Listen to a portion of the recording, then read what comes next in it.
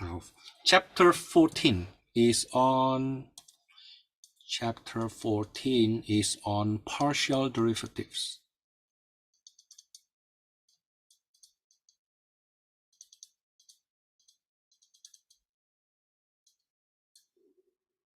And section 14.1 is on functions of several variables. Functions of several variables.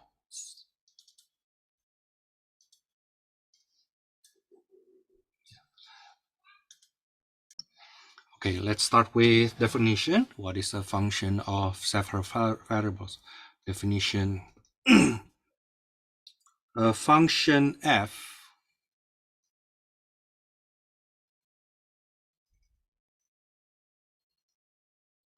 of variables x, y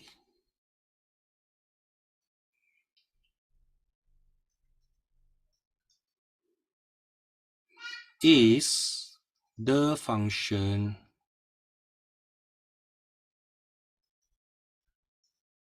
f(x,y) that assigns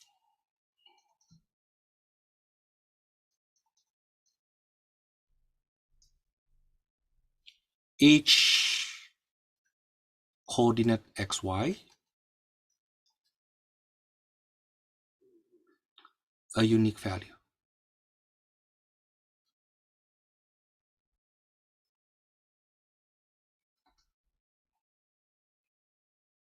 Okay, now this each coordinate xy here, of course, this has to be in the domain.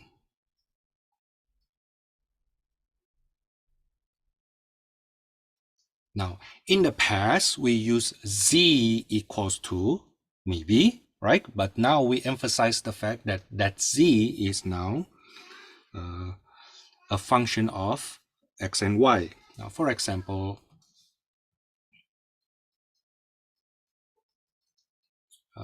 first one, f(x,y) equals to 2x plus 3y minus 6. So you see that when you plug in random x and y, right, then there's an outcome for this, like f -3, 5 equals to 2 times -3 plus 3 times 5 minus 6. That will be what? -12. That will be 3. Okay. So instead of in Calc 1 or in algebra, the input is x and the output is y. Right now, the input is a coordinate x, y, and the output, sometimes we call that z. Okay. Now, let's identify what does the graph of this fxy look like. Okay. So while I teach you what is the function of several variables, at the same time, we try to identify some basic, some graphs of basic functions. Okay, so in this case, for example, suppose I call this z, and we want to see, oh, what does it look like in 3 dimensions, right? Then try to massage that in a way that it looks like something we get used to see. For example, I will make it 2x plus 3y minus z equals to 6, x over 3 plus y over 2 plus c over -6 equals to 1, right? So the graph of this is the x-intercept is 3, 0, 0, the y-intercept is 0 to 0, and the z-intercept is 0, 0, -6. So it is actually a plane, okay, whose intercepts looks like that triangle here. But of course, this plane is extending infinitely far in all directions. Okay, so yes, this is the example for the functions, right? Okay, but can we go a bit further with what the graph look like? Okay, now we also have the shortcut, or do you want to call that a shortcut? The conclusion that we have from Calc 1, that if you have a polynomial, the domain will be all real numbers. Now this one is a polynomial, right? Okay, so the domain of this function here is all real numbers. But our all real numbers is not just a line though. Our domain is not only x-axis, but our domain actually x and y-axis. Is it right? Okay. Our domain is all the whole plane. So the way we write it will be, R cross R, or R squared. Okay, basically we are saying that the domain is all real numbers in the x and all real numbers in the y's. Okay, we denote it this way. I know sometimes in the past you like to write it this way. Can I write it this way, Thomas? For one dimension it's okay. For two dimension, then you have to write it this way, supposedly. But instead of writing it that way, why don't you go on be a bit more quote unquote professional looking, right? Call that R times R, or simply R squared. Okay, now that's the domain of these functions. Let's go on with another function. Let's say we have fxy equals to x squared plus y squared minus 1. Now you see that this is also polynomial functions, right? So the domain will be all real numbers squared, okay, the whole plane. Now the thing is, what's the graph, right? So let's call this z first. It's x squared plus y squared minus 1. And then from here, you need to be a bit creative, looking back. Oh, can we kind of like imagine what the graph of this thing look like? And then we think, oh, you know what, x squared plus y squared, if we see that from cylindrical coordinate system, this is what it looks like, right? And in our z coordinates, it looks like this. It's actually parabola. Okay, but then we rotate that around z-axis. It turns out it is a paraboloid.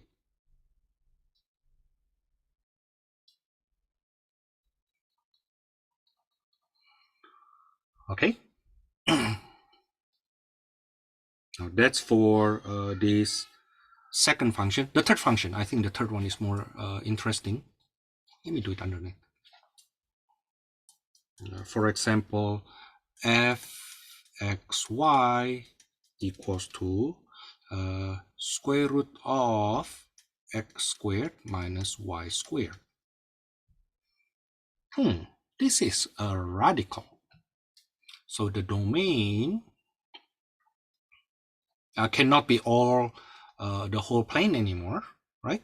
The domain will be the set of xy where x squared minus y squared is non-negative. Now the thing is, can you draw it? Can you draw this inequality?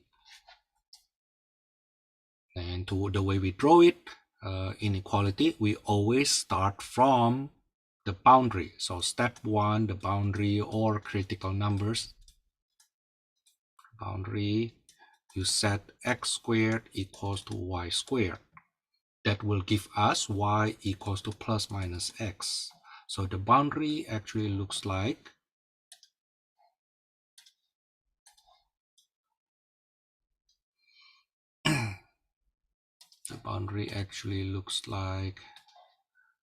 diagonal line,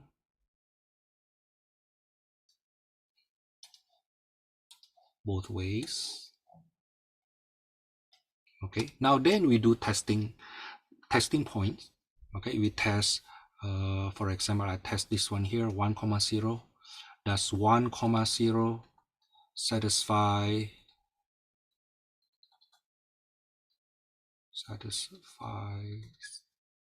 that inequality? Okay, 1 squared minus 0 squared, is it greater or equals to 0? The answer is yes. So then this region is part of the solution region. It's part of the domain. And you will see this one also work. Okay. Now, in other words, if you pick a coordinate not in that domain, let's say you pick a coordinate here, 0, 2, right? Then there will be no value assigned to it. F 0, 2 is square root of 0 squared minus 2 squared. That's square root of -4, but that is not a real number. Okay, therefore 0, 2 is not in the domain.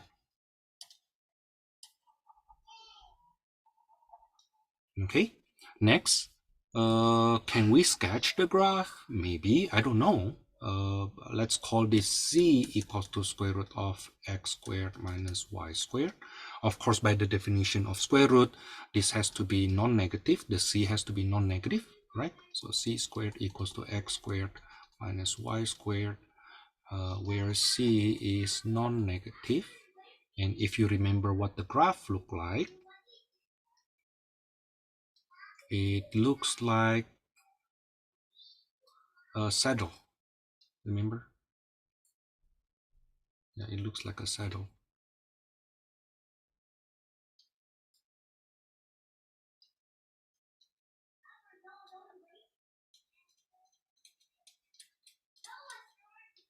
Like that. Okay. Now the thing is, I believe it is not precisely this kind of saddle though. I need to move something. It actually looks like more into like this. Now the thing is, at the same time, we don't have anything below z-axis, right? Okay, we don't have anything below z-axis, so it should looks like this. Okay, so I need to cut this part away. Okay.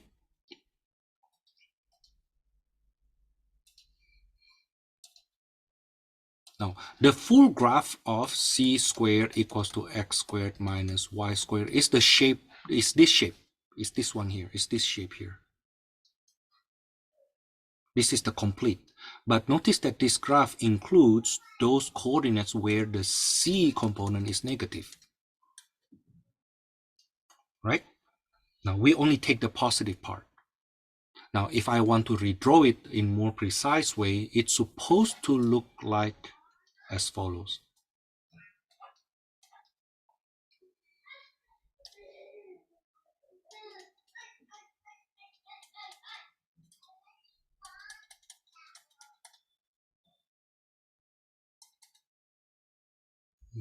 In fact, my graph here is incorrect though. It's supposed to look like this.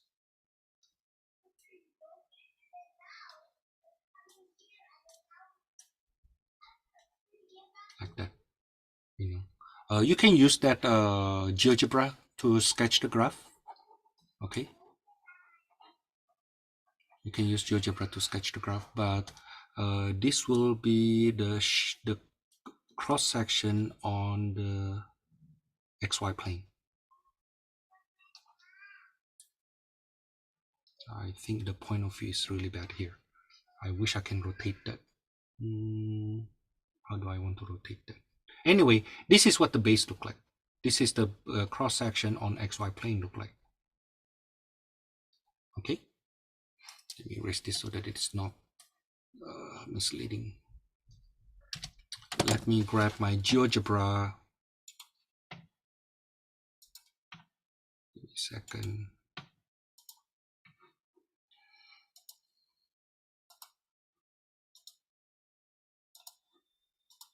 So Z, now I need to change this to 3D first, and then Z equals to square root of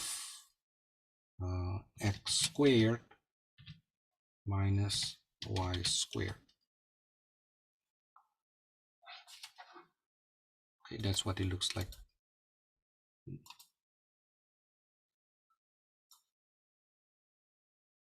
What am I doing?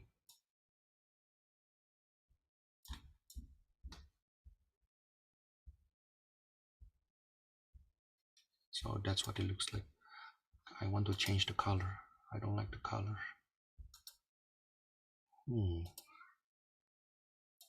I like the color earlier. Something looks like that. Okay.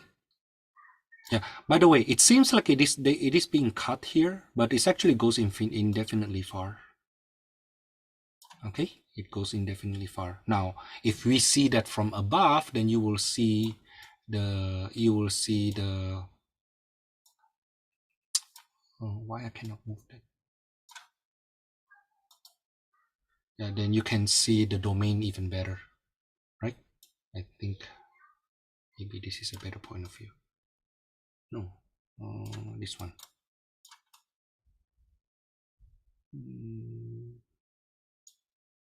I'm seeing this from below.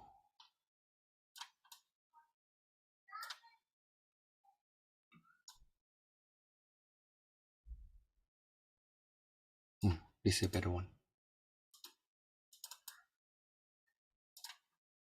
Okay, approximately like that. Let me screenshot this thing and then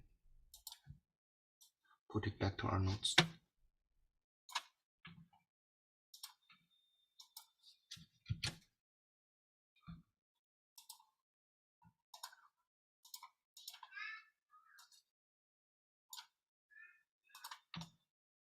Okay, now, and if I put more details, you will see the domain is bounded on this line here and then this line here.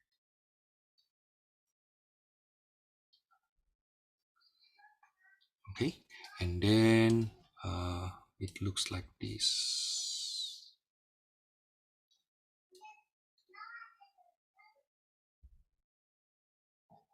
It goes on. Oh, I cannot make it. I try to match the color of that purple. Do I have purple here? Dark purple. No. I think this is the best one I can. Nah, ugly. Anyway, yeah, that's what it looks like. Okay. Another example, part D. How about fxy equals to square root of 9 minus x squared minus y squared. What does the graph of this look like? Well, this is z equals to square root of 9 minus x squared minus y squared. But we know this is at least 0, right? Because it's square root. Okay.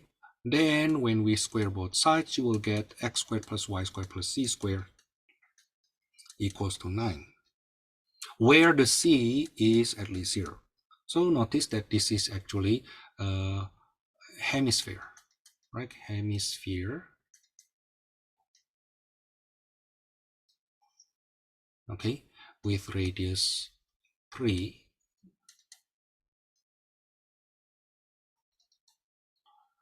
I think the top hemisphere. Okay, so if I try to graph that, maybe look like this.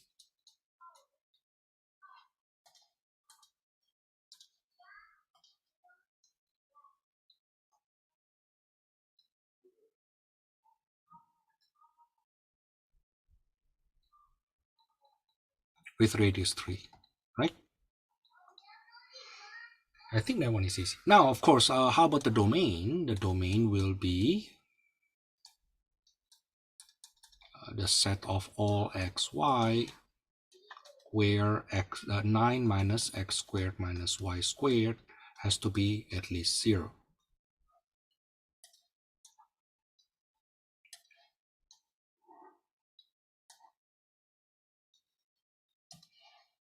Or basically x squared plus y squared is less than equals to 9, or another way to say that the radius is at most 3. So this is the domain is actually a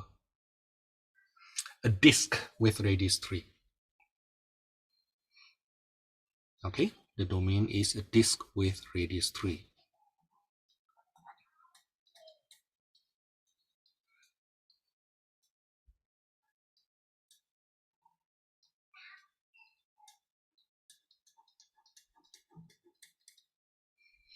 Okay, now that's for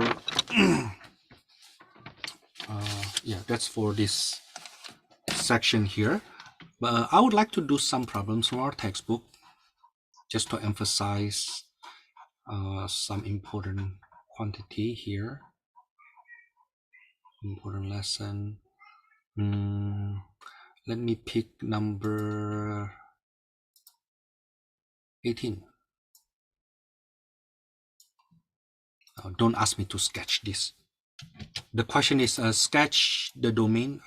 I think it's still okay to do the sketch of the domain, but to ask me to sketch the graph, I don't think so. Okay, find and sketch. Find and sketch the domain of this function. Okay, well, first then we see that square root of y has to be, that must be at least 0, so y must be at least 0, and at the same time 25 minus x squared minus y squared is at least 0 as well, right? Okay, in other words, x squared plus y squared is less than equals to 25. So it is a disk with radius 5 where the y is positive.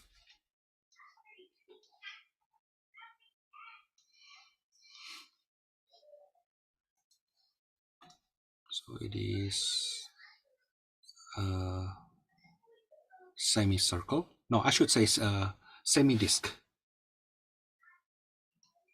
Okay, with radius 5. But we just want the y to be positive.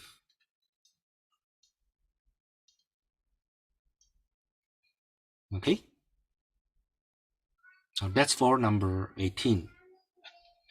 For number 22, I see number 22 seems to be an interesting question.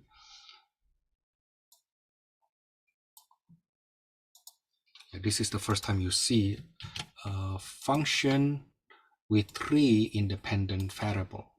So all of a sudden we extend this into 3-dimensional parts. And if you have f function of xyz instead of only xy, we usually replace this by w. Okay, we usually replace that by w. But for now, let's worry about the domain. The domain will be 16 minus 4x squared minus 4y squared minus z squared has to be strictly greater than 0 because it's natural log. Notice that natural log, the domain has to be, the argument has to be positive, right? Not even 0, not even 0. Now then, what will this be? This will be 4x squared minus 4y squared minus c squared is less than 16. Divided by 16 will give us x over 2. Maybe I write it this way for now. X squared over 4 plus y squared over 4 plus c squared over 16 less than 1. Now this looks like ellipsoid, huh? Ellipsoid. Okay, with 2 in the x direction and 2 in the y direction and 4 in the c direction. 2 in the x 2 in the y,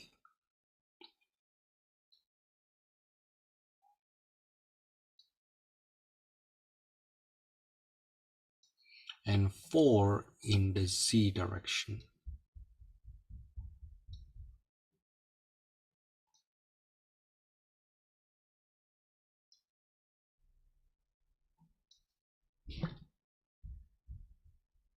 Okay.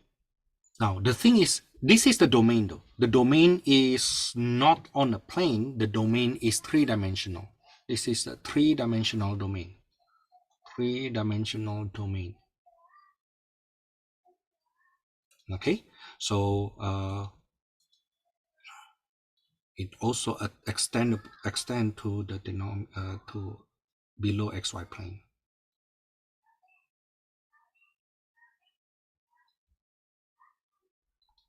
Okay. Yeah, it looks like maybe a rugby or football, right? American football, which is ellipsoid. Okay. Anyway, that's basically what I need to cover from this section. Your suggested homework from here. I don't think this part is too difficult, and of course it's still important, but not too difficult. I hope you can actually try to do that anyway. Okay, please try to do this. Just a little introduction into our for the functions of several variables. Now, the next section, section 14.2, this is where we learn limits and continuity.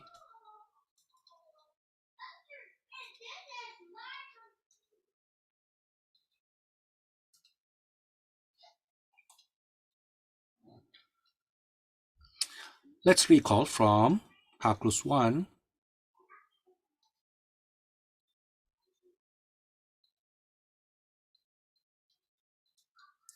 That says the following. We say that limit of x approaching a of function fx equals to L. We say the limit of a function equals to L if and only if for every positive epsilon there exists a positive delta such that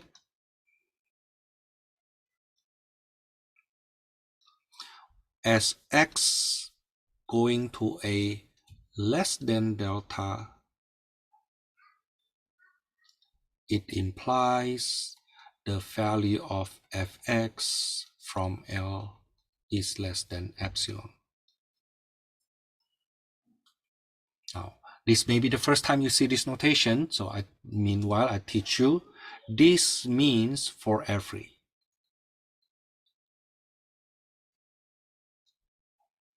This means there exists. This means such that.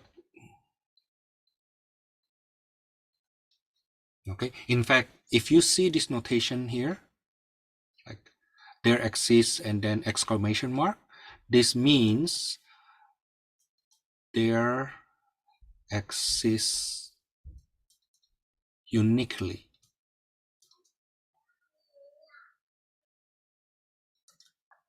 Okay, which is not what we use here. That's okay. So that's what we have from Calculus 1. Basically, we are saying the following. The limit, if you have a function, okay, let's say as x approaching a, the limit is L. Why do we say that? Well, the idea is for every epsilon you choose,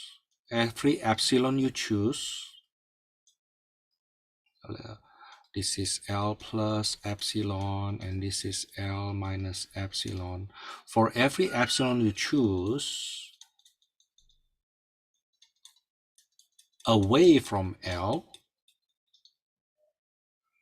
okay, we can find a delta. You can find a delta away from A such that as long as your x is in this interval here, as long as your x is in that interval, the value of those x's in that interval must be in this interval. Okay, so as long as your x is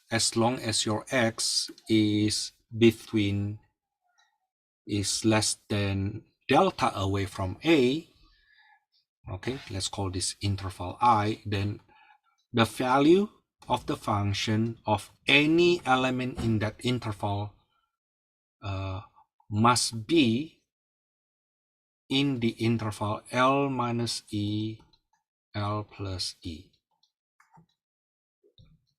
Okay, now the thing is you can choose your E as small as possible as long as positive. You can make your epsilon as small as possible, and however small it is, I can always find a positive number delta such that the whole interval delta units away from A map into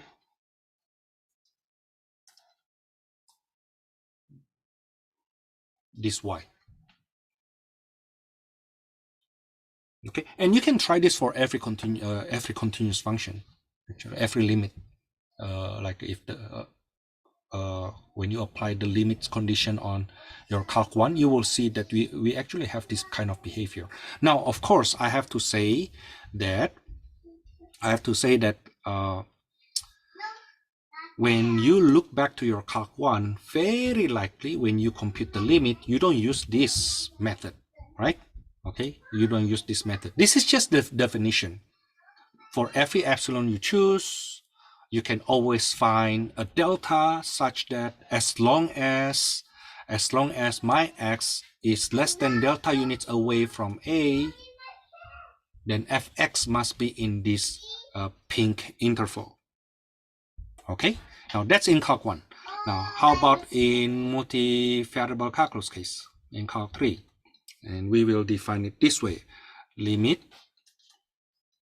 coordinate xy approaching coordinate AB of fxy equals to limit L if and only if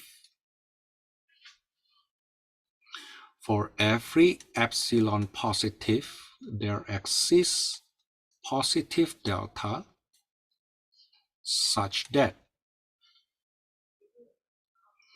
as long as the distance of the coordinate xy is delta units away from coordinate AB,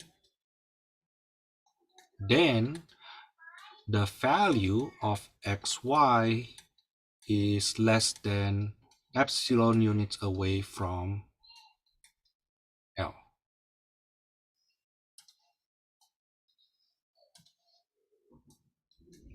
Now, this one is a bit harder to imagine. Now, the thing is like this. The thing is, our domain right now is two-dimensional. Okay, our domain is now two-dimensional. And when we say xy going to AB, we are talking about not only approaching it from the left-hand side or the right-hand side. No, not only those two directions. Actually, it approaches that from every direction. Okay, left, right, from the top, from below, or maybe it approaches it this way, like in the curved way. Okay, as long as the coordinate I choose to approach that AB is close enough, then the value z will be close enough to the limit that we claim. Okay, now the key concept that I need to instill in you right now is that when we say approaching AB, it's like approach coordinate AB from every direction. Not only from the left, not only from the right.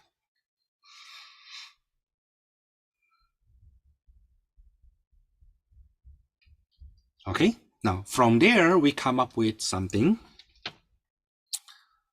Okay, to say, so note,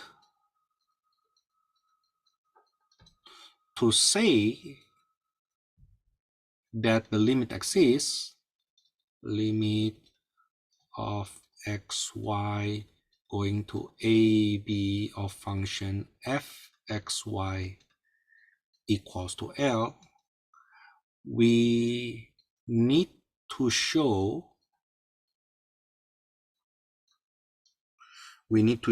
that the value of xy approaches L from every directions of AB. Not only from left, not only from right, not only from the top, not only from the bottom, but from every directions. In fact, from every direction and every path.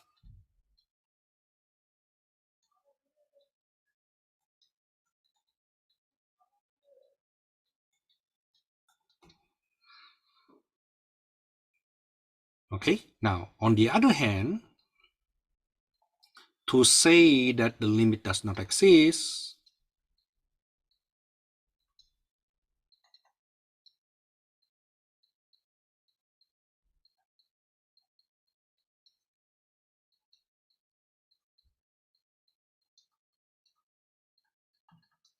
we need to show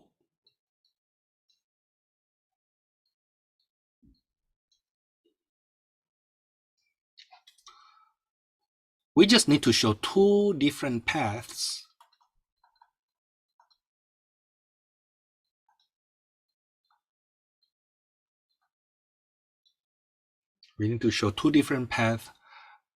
approaching AB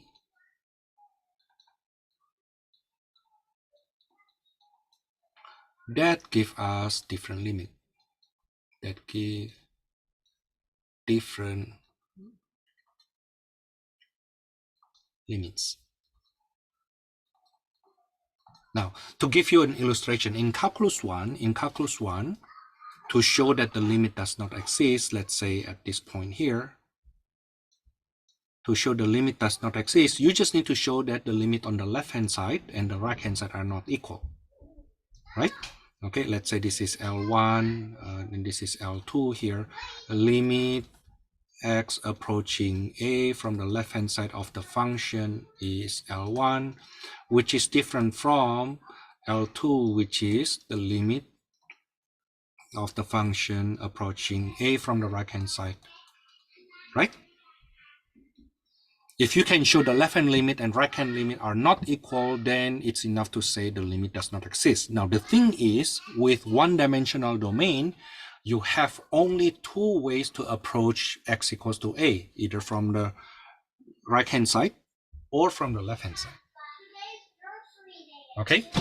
Now, if your domain now two-dimensional, and you want to find the limit when the function approaching AB, you need to show that the limit exists from whichever direction or whichever path you approach AB. Okay? In other words, so it is incorrect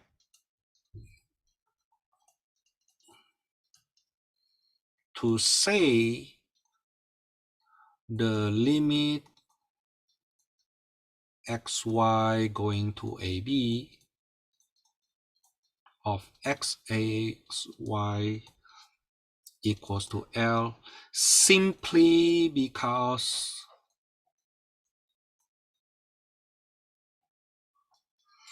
you have two paths, simply because we have two paths approaching AB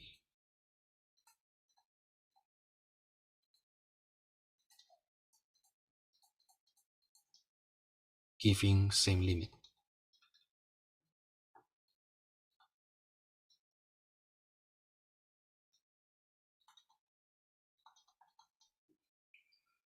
Okay, you cannot say, oh, you know what, I approach it this way and I approach it this way, it gives me the same result, so the limit must not exist. No, because if you want to check path by path, you're supposed to check every path. There are zillions of paths approaching AB. Okay, no, that's a wrong strategy. It's a wrong way to show the limit exists. To show that the limit exists, you need to show that if you approach that from every path, however you approach it, the result will be the same. Okay, now that's where the issue becomes difficult. Now, I will go over some examples where the limit does not exist. And then I go over one example where the limit exists. And after that, we take a break. Okay, at least I put a big question mark for you first. Now, usually this is where a lot of students, especially if they fail to pay attention, they have hard time to understand. No. Okay, let's start with example 1. Limit of xy going to 0, 0 of x minus y over x plus y.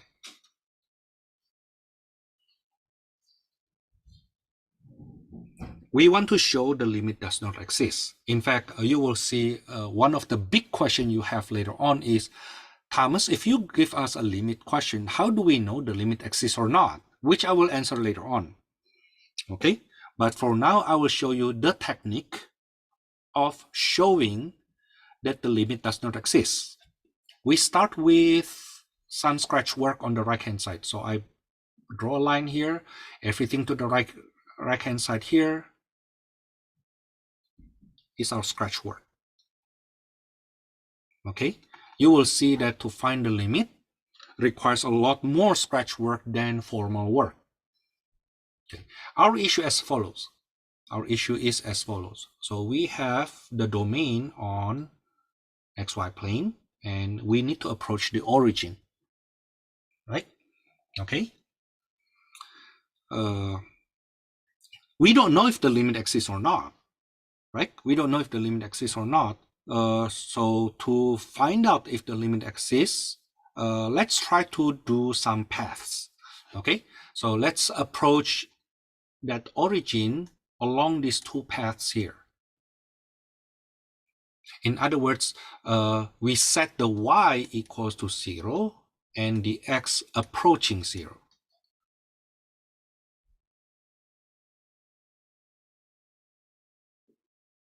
Okay, so let's go around that along that path. Let's call that C1, the curve 1, where the xy, now we set the y equals to 0, and we parameterize the x by t.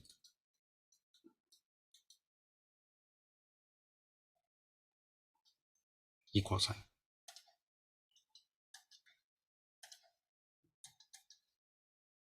And we set the t goes to 0. Now you can see if t goes to 0, then this becomes 0, 0, right? Which is the coordinate that we want to get to.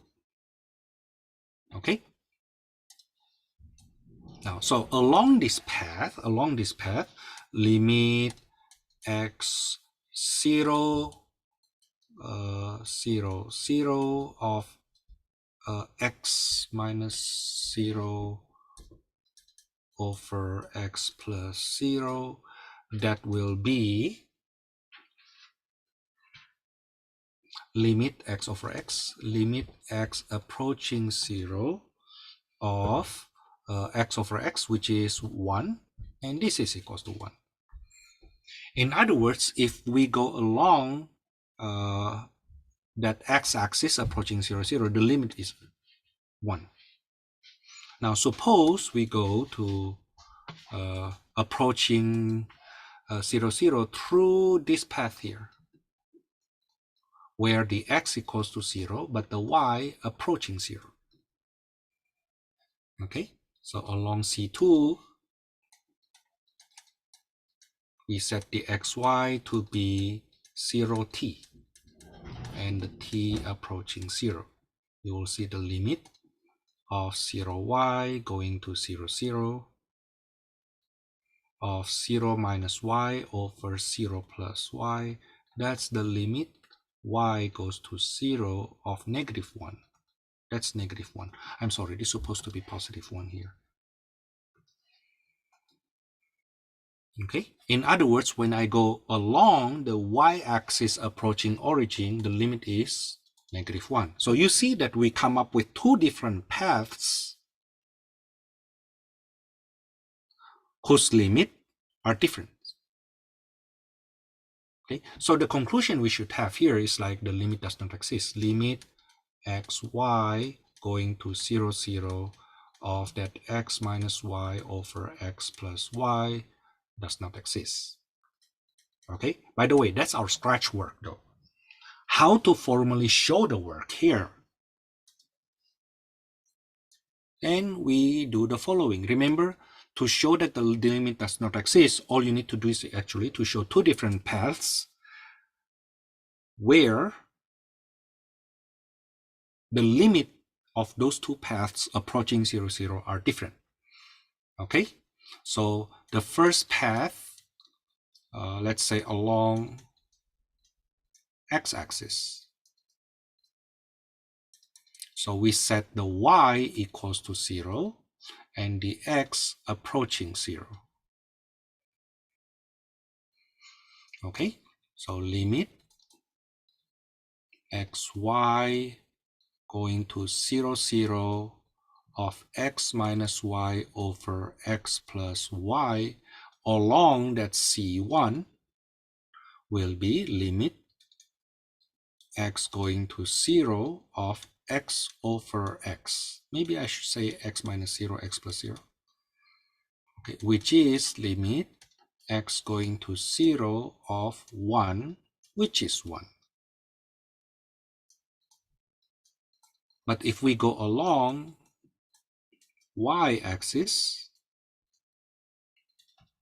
where the x already set to be 0, but the y approaching 0, and we will get the limit of this xy approaching 0, 0 of x minus y over x plus y along the second curve C2.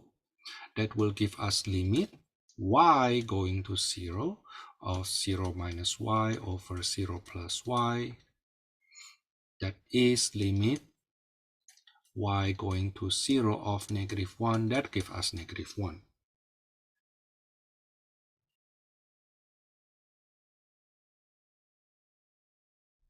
Okay, so because we get two different limits, then limit of xy going to 0, 0 of x minus y over x plus y does not exist.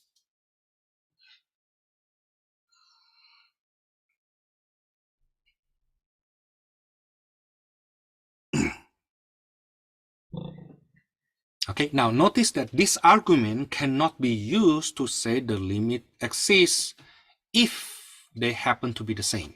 Let's say both of them happen to be the same, equals to 1. You still cannot claim then the limit is 1. No, no, no, no. Because for us to claim that the limit is 1, you need to show that the limit equals to 1 from every directions, not only along x-axis, not only along y-axis. Okay? Now, notice that in this example, I'm trying to show you the difficult part of this section. Okay? How do we know, first question, how do we know the limit exists or not, Thomas? Okay? Because if the limit exists, the way we show the work will be very different from if we want to show the limit does not exist. To show the limit does not exist, I just need to show two different paths that gives me two different limits. Okay, emphasize that. Okay. Now, somebody may say, but Thomas, suppose I can show that the limit along x-axis, the limit along y-axis are the same. Don't you think then the limit must exist? The answer is no, not always. Okay, so that statement is not true. Suppose we have limit of xy going to origin of xy over x squared plus y squared. Okay, remember I told you that always start from scratch paper. Okay, on your scratch paper, do this first. Okay, I have this is my origin. Suppose I go along x-axis. So along x-axis, which means my y already equals to 0, but my x is the one approaching 0. Okay, so limit of x0 going to 0, 0 of that fxy equals to limit x going to 0. Remember, if your y equals to 0, this is already 0, right? You plug in y equals to 0, so you will get 0 over x squared. That's already 0. Does it make sense? So this function is that on arrival. This function has value 0 even before you hit 0's origin. If you see that we go along y-axis, where the x equals to 0, but the y approaches 0, not 0, but approaching 0, then you will see that f0y is equals to 0 over 0 plus y squared, right? That's already 0. You see what I mean? For any x, for any y. So if you go along this path here, right, the limit is also 0. When you go from along x-axis, the limit also 0. The thing is, suppose I go along this, y equals to x. If I go along y equals to x, along y equals to x, okay, so let's parameterize that xy equals to t comma t, right? And the t goes to 0. Then you will see ft comma t equals to t squared over t squared plus t squared. That's t squared over 2t squared, which is equals to 1/2 as long as t is not 0. Right? In other words, when you go along x equals to y path, the limit is 1/2.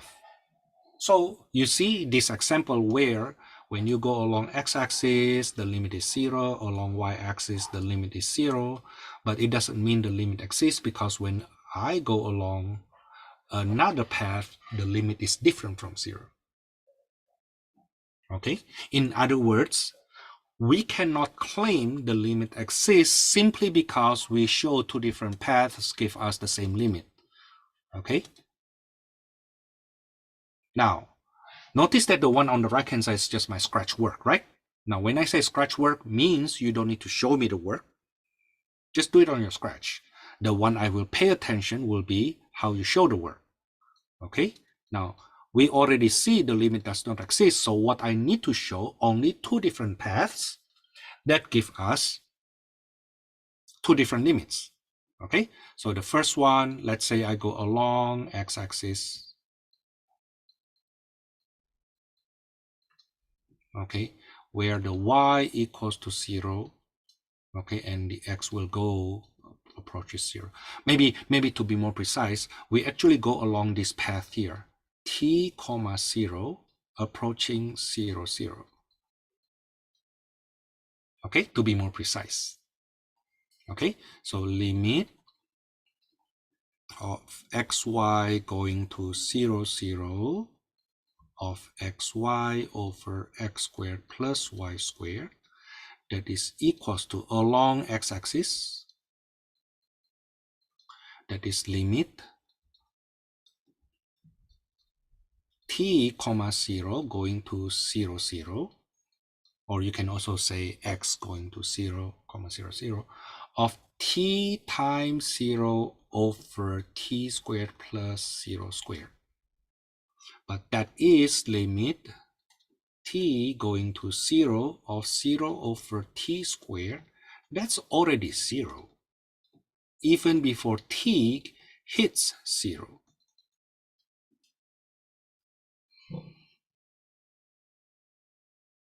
However, notice that I need to show two different paths that give us two different limits, right? Okay. Will I use along y-axis? No need, because when you go along y-axis, it gives you the same limit. You want to show another path that gives you another limit. So along y equals to x. So you parameterize xy equals to t comma t, and that approach 0, 0. Okay, so limit xy going to 0, 0 of xy over x squared plus y squared.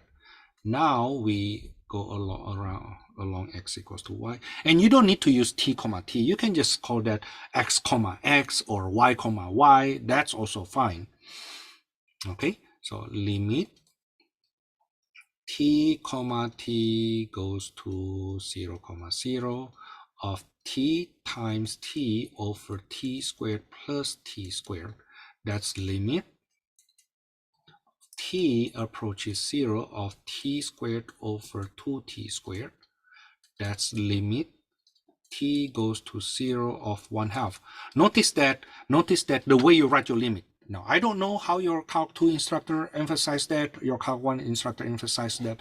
It is not correct to say from here equals to 1/2 right away without writing this. If you don't write this, that's a wrong statement. Okay, why, Thomas? I mean, I know that's 1/2. Can I just write the solution right away? I know what you mean, but you need to explain the procedure.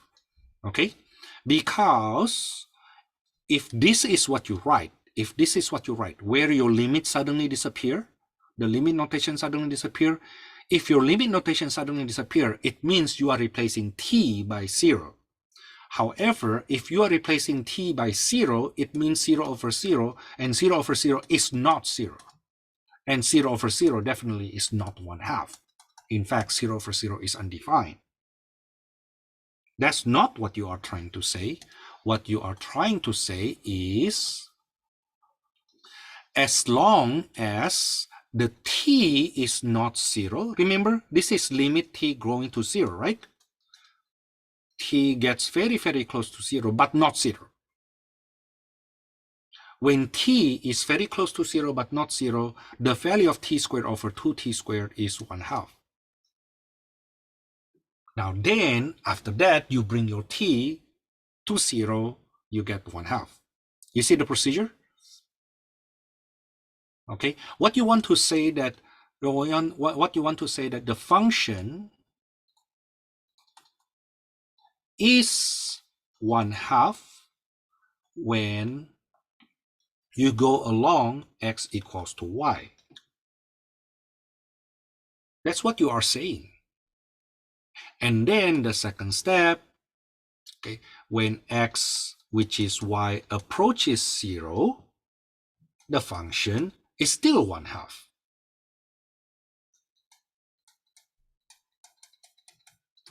Right? The limit is 1/2. That's what you are trying to say. Okay, that's what you're trying to say. So do not skip this step. Don't skip this. Don't skip this. Every time I teach Calc 2, every time I teach Calc 3, I have to remind students about the way you write it. It's like write what you mean what you write. Simply because you think you get the right answer does not give you the privilege of saying it any way you like it. Okay. In fact, the way you say it tells us if that's correct or not. Okay. Okay. Say. Let me say it this way. If you apply this to politicians, right? If you apply this to politicians, notice that sometimes what that politician's trying to say, we understand and we agree. But simply because the way that politician say that is wrong, we actually just torture, we just curse that politician. Simply because the way he said is wrong. Okay? Now, why then it's okay for us to criticize other people for not saying it correctly, yet you give ourselves excuses for not saying it correctly? But Thomas, you know what I mean. No, I don't. Okay, and nobody tried to understand you unless you first try to make it sound correct. Okay, so write it properly. Don't assume that the world out there will try to understand what you say. Okay, when it comes to my hand, like me as your instructor, I teach you this way. I expect the same thing in return from you.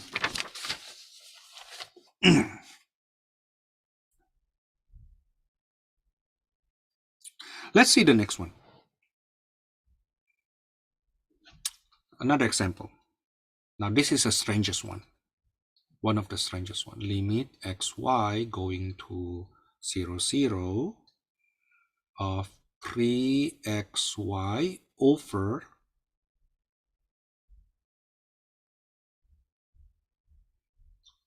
x squared, x cubed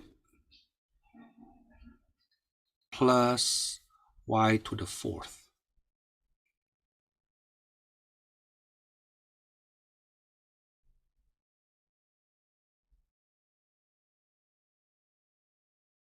I think this should be squared here. Let me enlarge that a bit so that you can see better.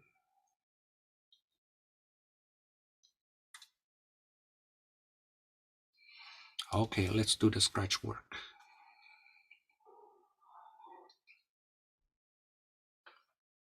Let's do the scratch work.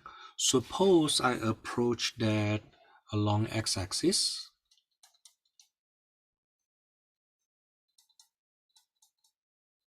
In other words, the y equals to 0. You will see the limit is 0, right? When the y already 0 and x approaching 0, you will see we have this situation.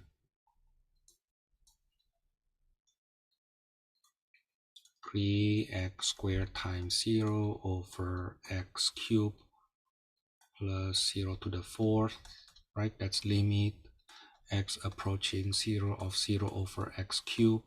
That's 0. Actually, I'm supposed to write this. Limit x approaching 0 of 0, that's 0. It's my scratch work, so I don't need to write it properly. Okay. But yes, if I go along x-axis, I will get 0. If I go along y-axis,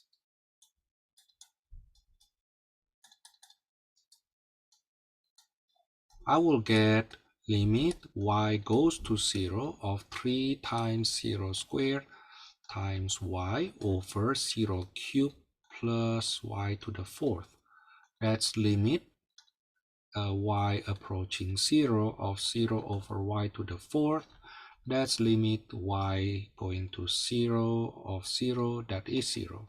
Okay, so both of them give us the same result. Along x-axis and along y-axis, both of them give us 0. Can we try something else?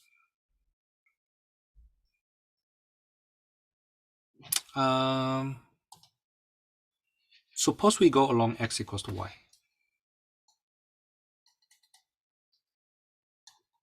Okay, so limit t goes to 0 of 3t squared times t over t cubed plus t to the fourth.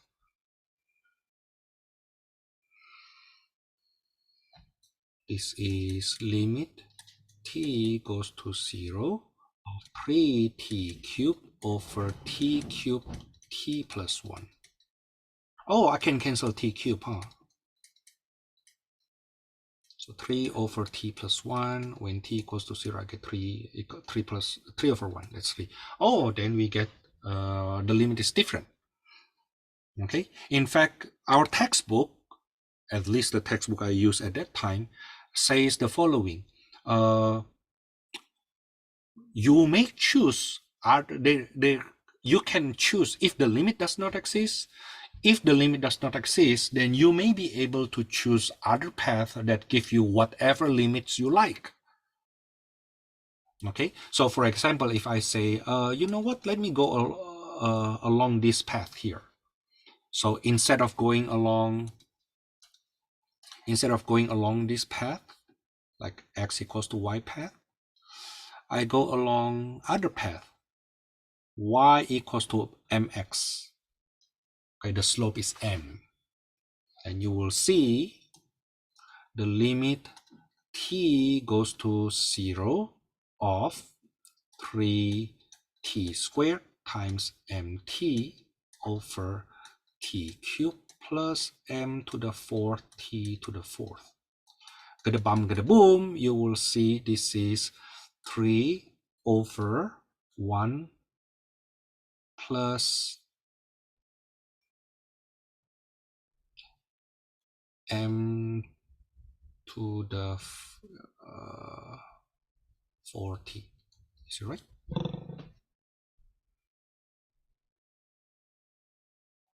(3m), which later on converges when t equals to 0, I get 3m. As if you are saying, you know what, tell me what limit you want, then I can find you the path that gives you the limit. This is what happens if the limit does not exist. If the limit does not exist, there is a chance you can choose whatever limit you want and you adjust your path for that. Okay, in other words, if you don't have any goal, okay, if the limit does not exist, okay, if the limit does not exist, you can tell me first what limit you want to have, what kind of result you want to get, and then I can find the path for you to achieve that limit. Okay, so let's put this into some work here. So solution. If we go along, I need to show formal work right now, right? Okay, so if I go along x-axis, basically I parameterize that by at the same time I should show you different notations though. Xy going to 0 0. Okay, so limit xy going to 0 0 of that 3x squared y over x cubed plus y to the fourth. If I go along x-axis, which means the x approaching 0, but the y already 0, I get 3x squared times 0 over x cubed plus 0 to the fourth. That is limit x approaching 0 of 0 over x cubed, which is limit x approaching 0 of 0, that is 0. However, if I go along, you can choose y equals to x, or y equals to 2x, y equals to 3x, as long as it gives you different limit, right? So let's say out of nowhere, because I know this already, right? I know this already. Okay, so you choose either one of them. You just need to show two different paths. So y equals to, let me make it easy, y equals to x. So xy, which you call that x comma x going to 0, 0. Okay, so limit of xy going to 0, 0 of 3x squared y over x cubed plus y to the fourth along x equals to y. That will be limit x going to 0, 0 of 3x squared times x over x cubed plus x to the fourth. That is limit x going to 0 of 3x cubed over x cubed 1 plus x. I cancel the x cubed, but I don't apply the limit yet. Okay, x still not 0, just approaching, but not equals to 3 over 1 plus x. Now I plug in x equals to 0. Okay, so from here, since we have two different paths, that gives us two different limits. So the limit of this function as xy going to origin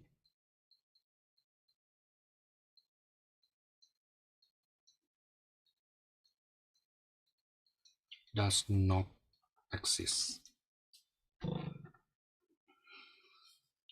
Now, so far, I give you three examples where the limit does not exist by showing two different paths with different limits.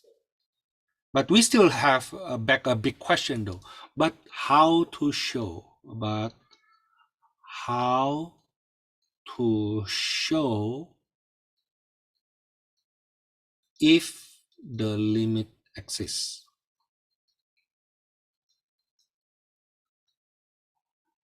And no, don't do epsilon delta proof. Okay. I don't teach epsilon delta proof here because it's way too complicated and time consuming. In fact, I will show you another method which our textbook does not really show. In fact, I have been searching since I first teach this course.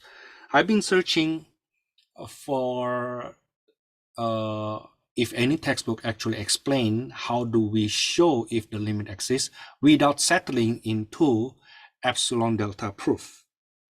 Okay, let me first show you an example from our textbook, but I will not go to epsilon delta proof. And the question is limit xy going to 0, 0 of x squared y cubed over x squared plus y squared.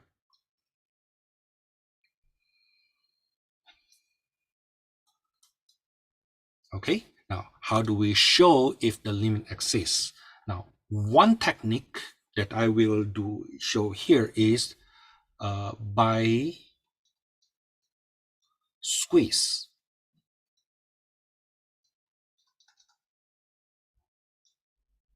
By squeezing. Or another way to say it, by bounding it above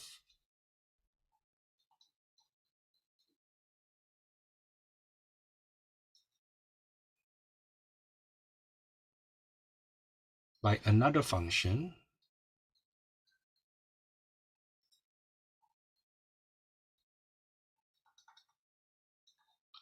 which goes to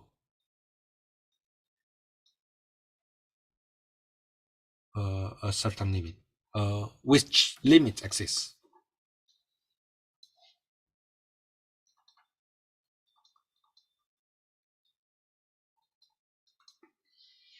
Okay, now still we go to some scratch work. We start with x squared y cubed over x squared plus y squared. Now notice that x squared plus y squared must be greater or equals to x squared. Do you agree?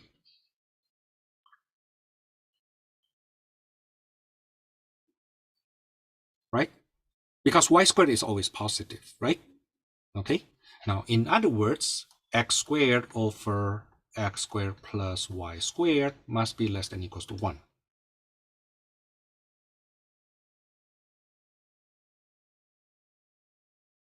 Right? Okay. In other words, I can bound this above by x squared y cubed over x squared. Well, because x squared is less than equals to x squared plus y squared, then 1 over x squared must be greater equals to 1 over x squared plus y squared.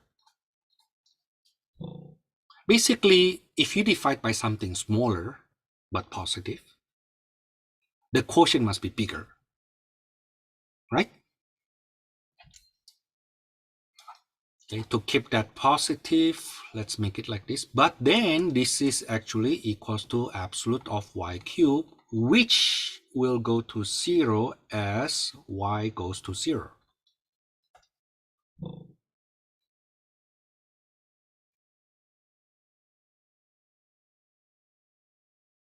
So you see what happened here is I try to squeeze that by another function,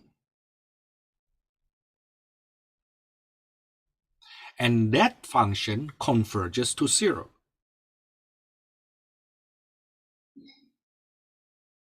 Therefore, the limit of that original function must be 0. Solution.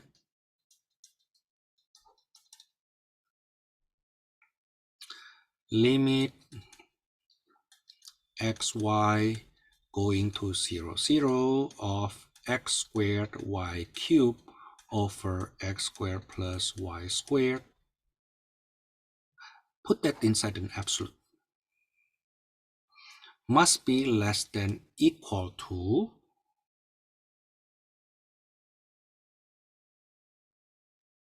limit xy going to 0, 0 of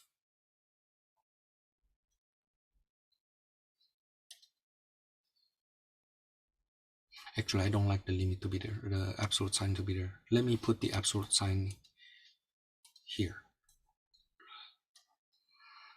X squared y cubed over x squared. Remember, because I divide by something positive but smaller, then the quotient will be larger, right? Which is equals to limit of xy going to 0, 0 of absolute of y cubed, and that is equals to 0. By squeeze,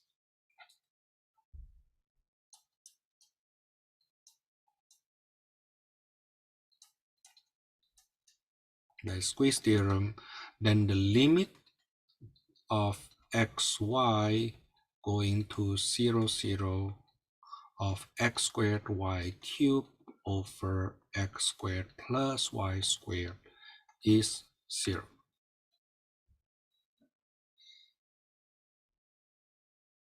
Now, I understand some students are so lazy in writing the limits, okay?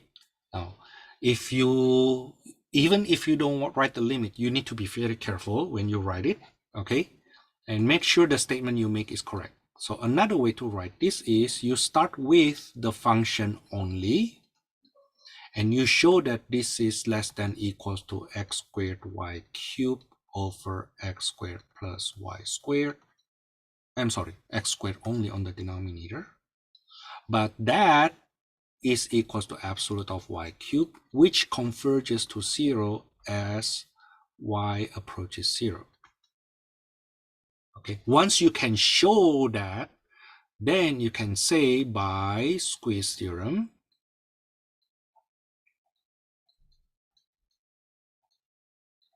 and the limit of xy going to 0, 0 of x squared y cubed over x squared plus y squared equals to 0.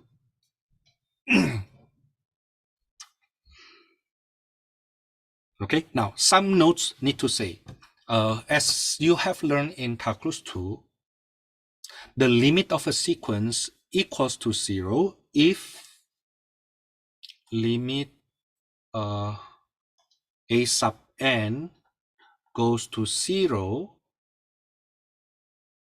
if the absolute goes to 0, then the sequence goes to 0. If the absolute value of a sequence goes to 0, then the sequence itself goes to 0.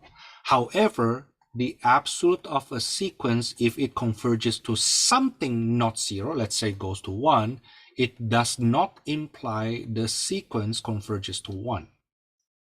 Okay, take for example -1 to the n. Right? Consider that sequence.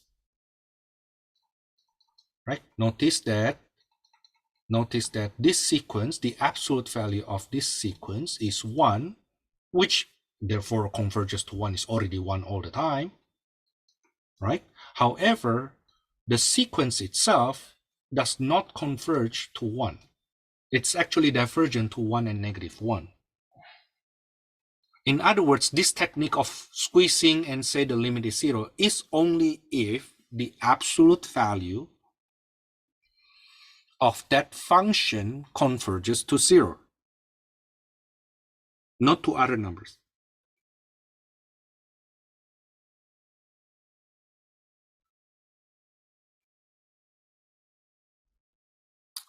Okay?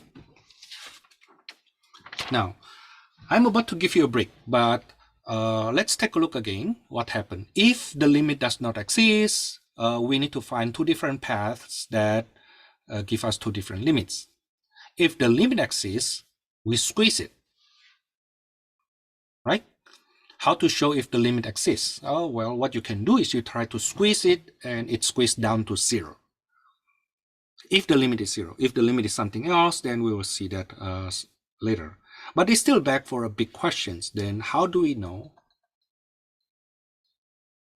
Do we know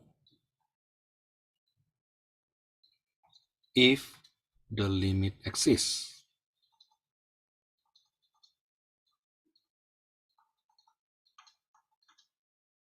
Okay, notice that this question is different from the earlier question. The earlier question, suppose you know the limit exists. If the limit exists, how do you show that? Right? So you already know the limit exists. If the limit exists, what you need to show? You should be able to squeeze it. What happens if the limit does not exist? So if you already know the limit does not exist, what you need to do? Well, show two different paths that give you different limits, right? But then going to the very, very foundational question, how do we know if the limit exists to start with? Because what? If I already know it exists, I know what to do. Squeeze it. Right? If does not exist, what do you need to do? Find two different paths.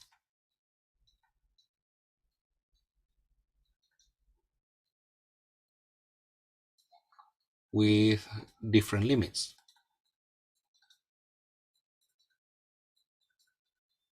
Right? We know what to do once we know if the limit exists or not. But how do we know the limit exists or not to start with? Okay, and this is the question that honestly I don't see any textbook try to answer. Okay, And this is one question that I did not have even when I study myself. When I was an undergrad, I just study, but I never really have this question in mind. So then if I see a function, a limit question, how do I even know if the limit exists or not? That's the big question. Okay, now I will do this after our break. Now, I will not answer this right away now. Let me say, will answer after continuity, which I will do right now. Now, once we are done with continuity, then I will go back to answer this very big question. Okay, let's go to continuity first.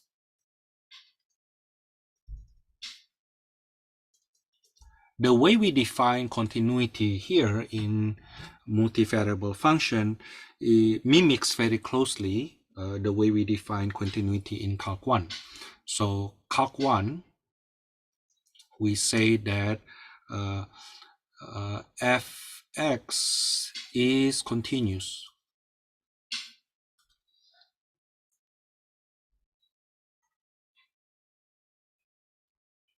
at x equals to a if, by definition, okay, if the limit as x goes to a of fx equals to fa.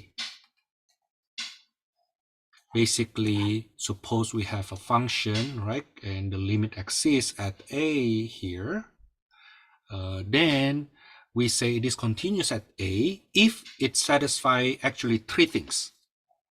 First, it has to satisfy that the limit exists. The limit x going to a, left and right, of that function exists. Okay, when you approach from left and right, the limit exists. Second, a, x equals to a, is in the domain of the function.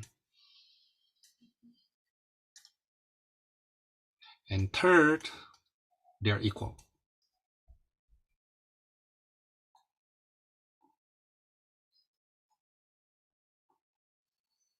Okay, so this definition of continuity here is not as simple as what it looks like.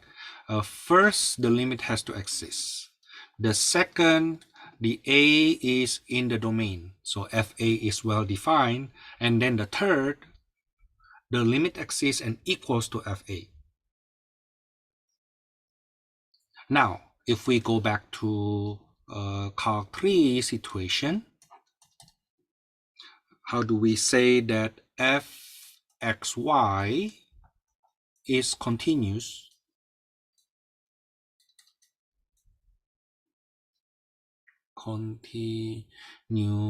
at xy equals to ab?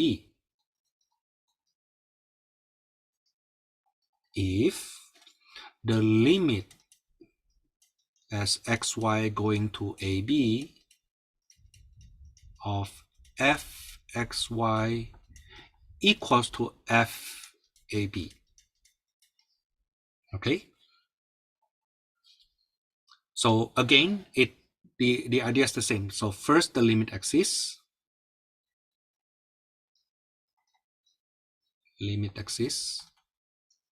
Second, a comma b is in the domain. Okay, such that fab is well defined. And finally, they have to be equal to each other. Okay, that's the key idea of continuity. Now, some notes from Calc 1 will be very helpful. Actually, I should say notes. First, polynomial functions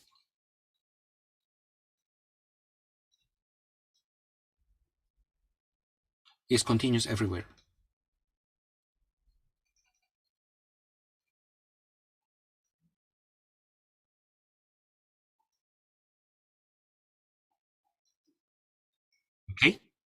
Second, rational functions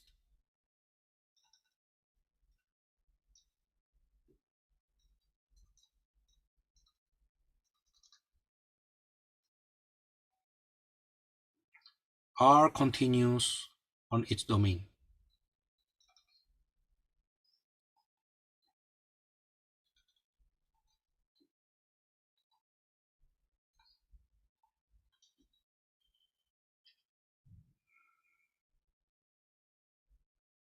Okay, the issue will be, and trigonometry functions like sine, cosine, that's basically also polynomials, right? Then they're continuous everywhere, right? Logarithmic functions continuous on its domain. Now let's take a look on this question here. Call this example 1 again under this continuity topic. Is fxy equals to x minus y over x plus y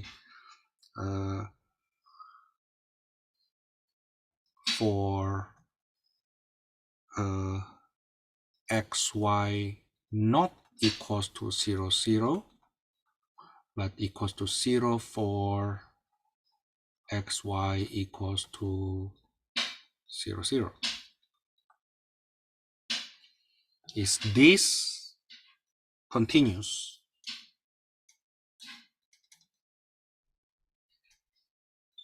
At 0, 0.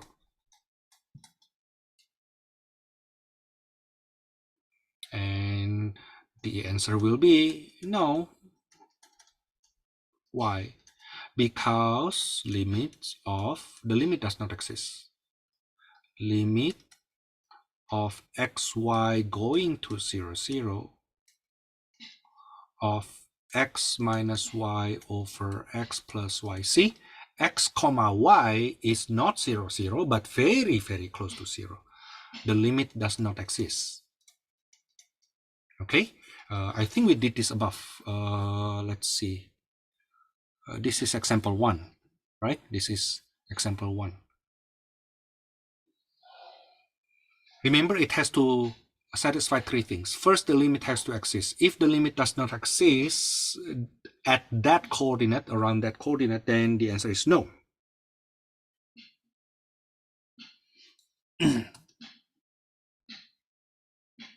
Second example. Is the function fxy of x squared y squared over x squared plus y squared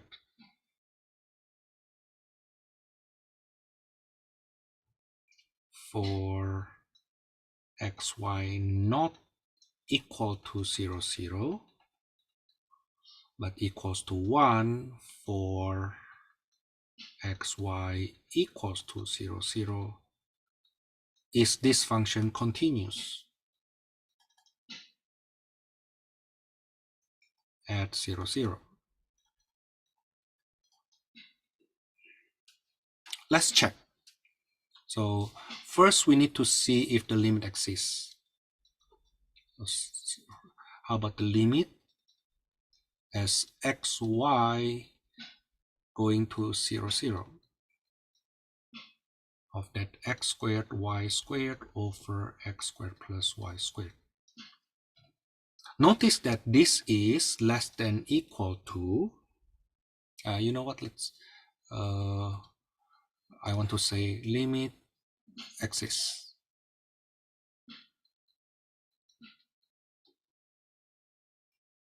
Okay, why? Proof.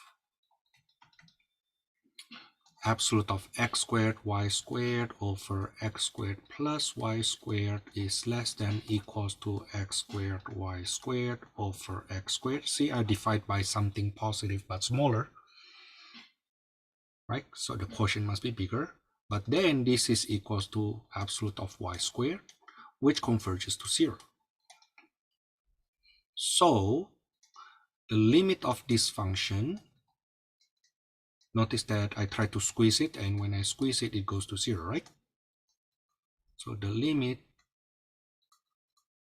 is equal to 0, exists and equals to 0. Second, is 0, 0 in the domain? The answer is yes, because it is defined this way. Okay, f0, 0 equals to 1. So the function is well defined at 0, 0, because when you plug in 0, 0, we have an output. Okay, however, but limit of that function as xy approaches origin is not the value of the function at origin.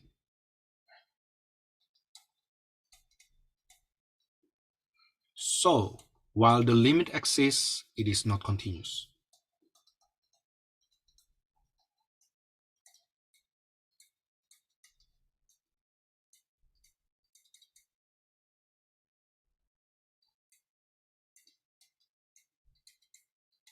Now, it would have been continuous if you set this equals to 0 instead. Okay, if you set it equals to 0, then the limit exists. That coordinate 0, 0 is in the domain, and the limit equals to the function at that point. Okay, maybe I make that as a comment underneath. Note, the function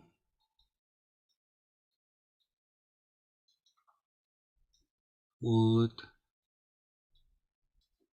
have been continuous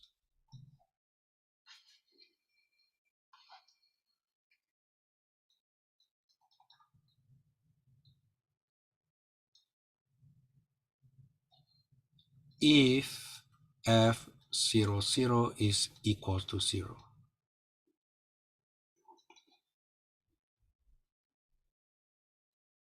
Okay, so we learn about the limits, we learn about the continuity. We still get stuck with this question: how do we know if the limit exists or not?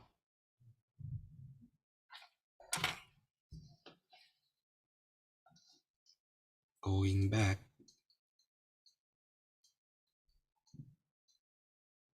to the big question,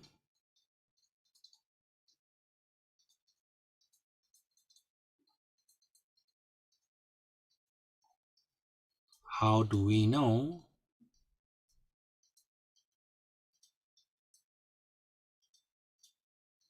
if the limit exists or not?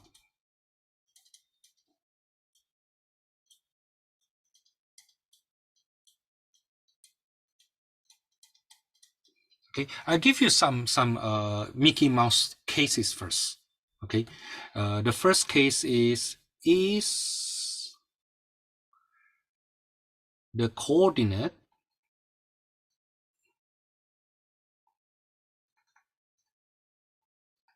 in the domain?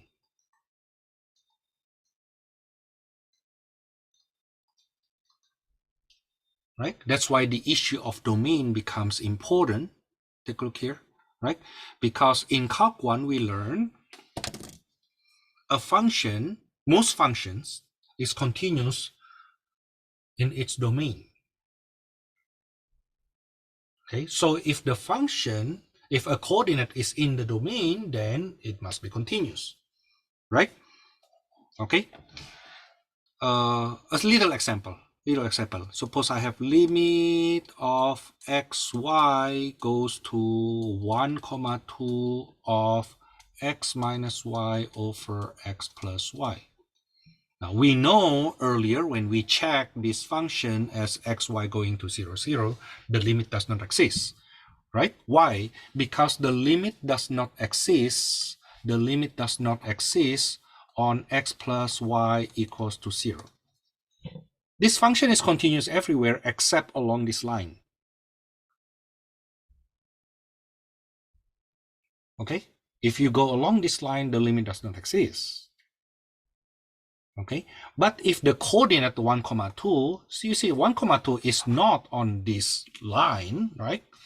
In other words, 1, 2 is perfectly within the domain of this function, then we just plug that in. Okay, that's 1 minus 2 over 1 plus 2, that's negative 1/3. End of story. Okay, now second, what if it is not in the domain? And second thing we try to factor.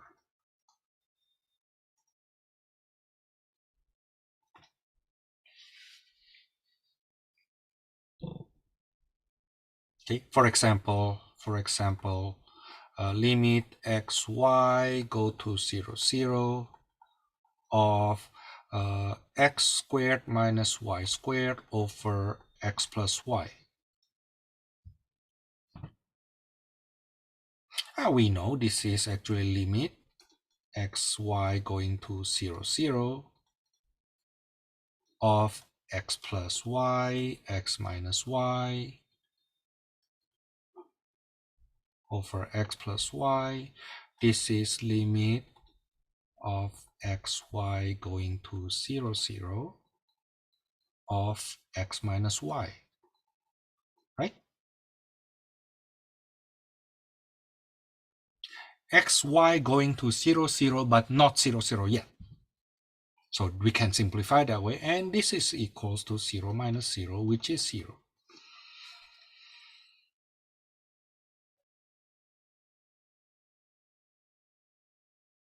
Okay, so if the coordinate is in the domain, if yes,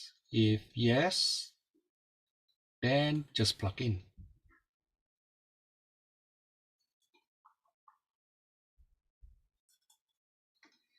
What happens if it is not in the domain? Like in this case, this 0, 0 is not in the domain of that function.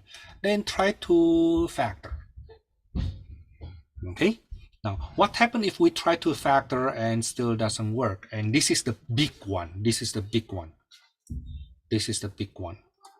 Try to squeeze.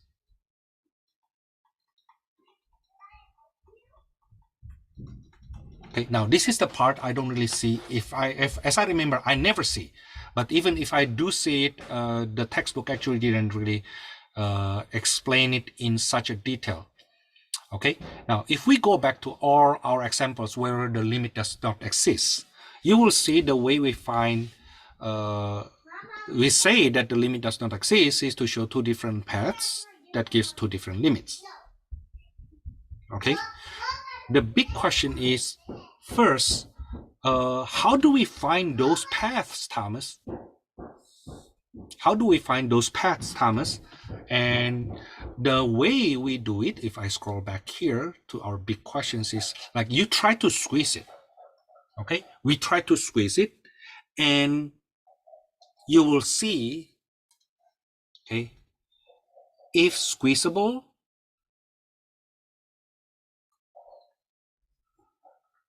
then the limit exists.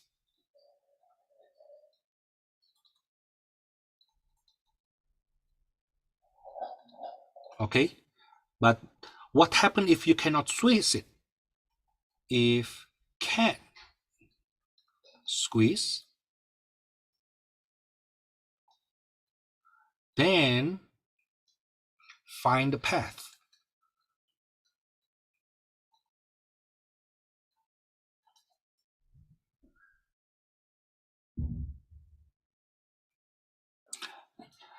Let me show you the example. So I go back to this example 2. Okay, example 1 is too easy. You go along x-axis and go along y-axis, you get different result. That's Mickey Mouse, right? But how about example 2? Here, I show you two different paths that give us two different limits, right? Two different limits. The question is, suppose I don't know if the limit does not exist.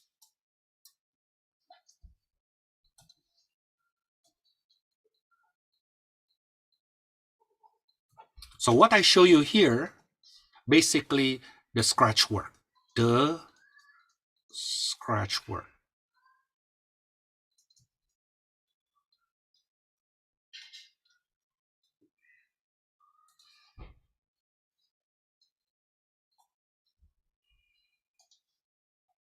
This is the scratch word. Okay, suppose I have this xy over x squared plus y squared as xy going to origin. Will the limit exist or not? Suppose we say, again, this is just a scratch word. Suppose exists.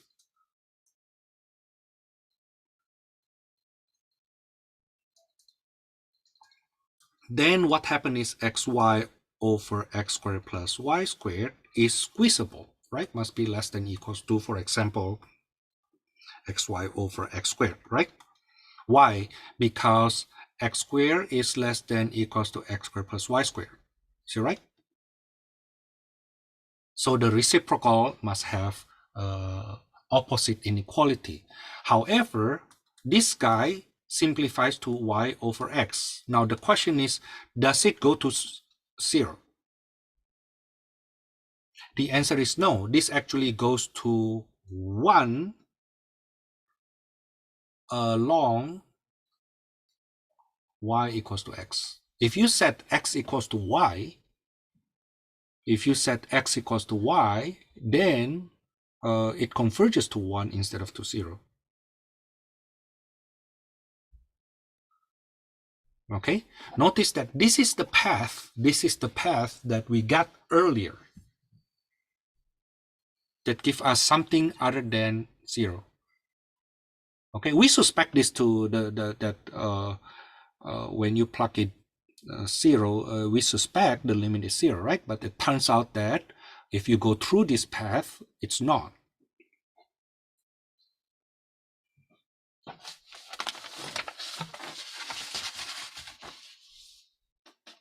The other example.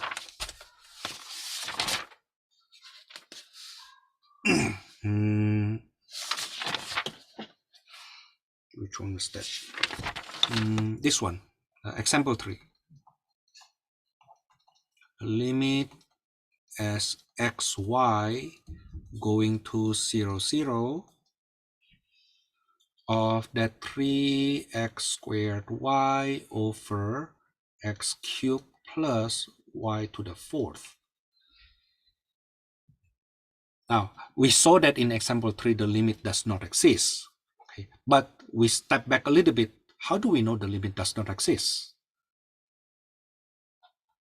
Well, what we do is suppose the limit exists. So we try to prove by contradiction. Suppose exists, then we should be able to squeeze that, right?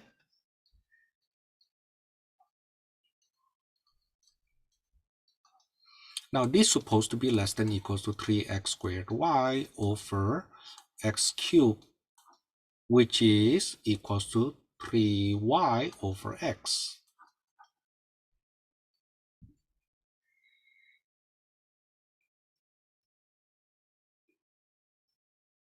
Right?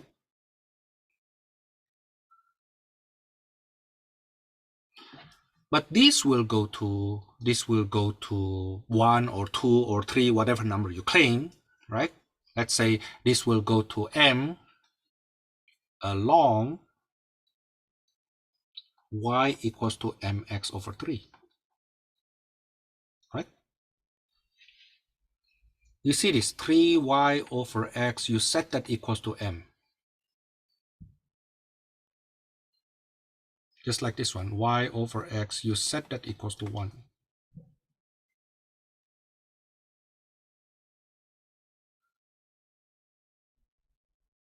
Okay? So if you say, oh, you know what, if I want to make it 3, yeah, you go along x equals to y. If you want to make it 1, you go along 3y equals to x. Whatever limit you want. Any positive number, I can get it for you. Okay? Now, with that said, let's try to attack problems from our textbook. I try to do as much as possible here, okay?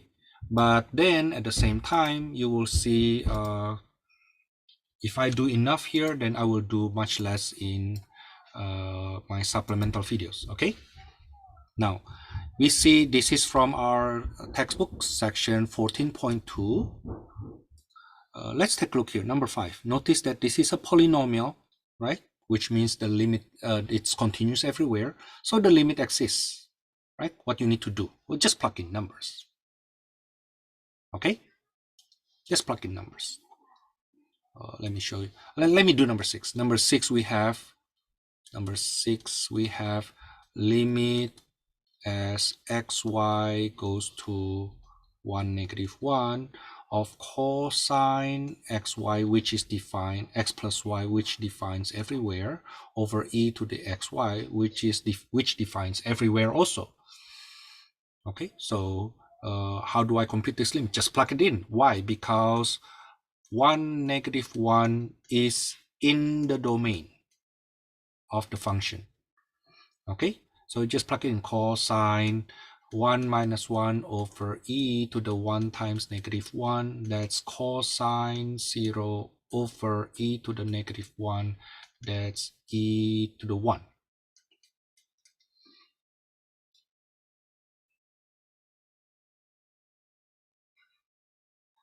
Okay, number 8, still easy. Notice that xy goes to 1, 0 of natural log of 1 plus y squared over x squared plus xy.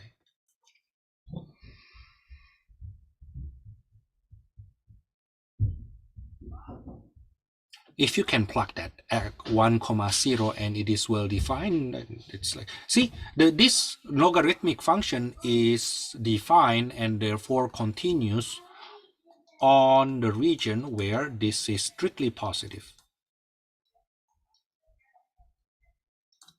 Okay, when I plug in 1, 0, that's still strictly positive, right? So you can just plug that in.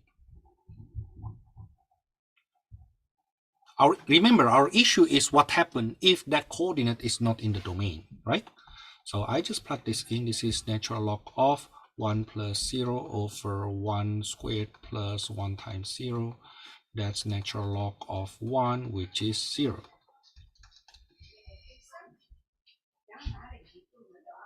Okay, the issue then is with number 10.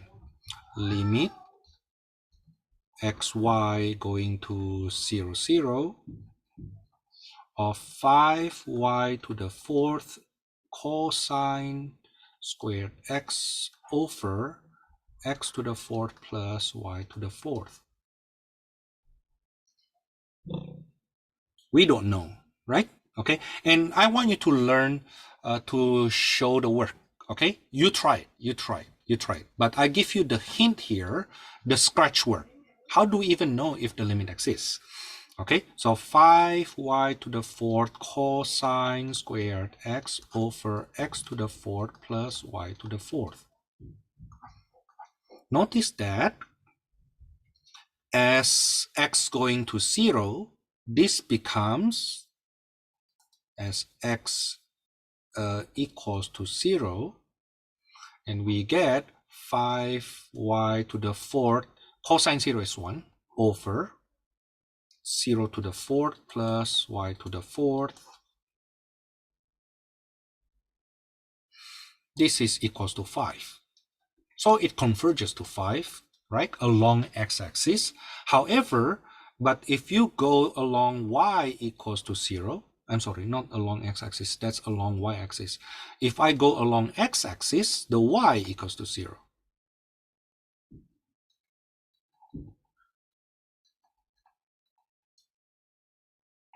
Right, it's already 0 over x to the 4th. That's already 0. Now you get two different paths, right? Along x-axis and along y-axis. This is the y-axis, this is the x-axis. Now your job is to show your work properly. Okay, your job is to show the work properly. So this is our scratch work, right? You know what? Let me move this here.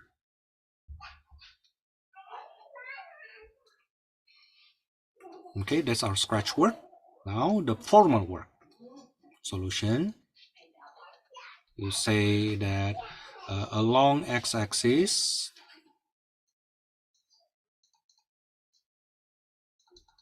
which means y equals to 0, then the limit of xy going to 0, 0 of 5y to the fourth cosine squared x over x to the fourth plus y to the fourth is equal to limit x0, 0, 0, the y is 0, right? So 5 times 0 to the fourth cosine squared x over x to the fourth plus 0 to the fourth.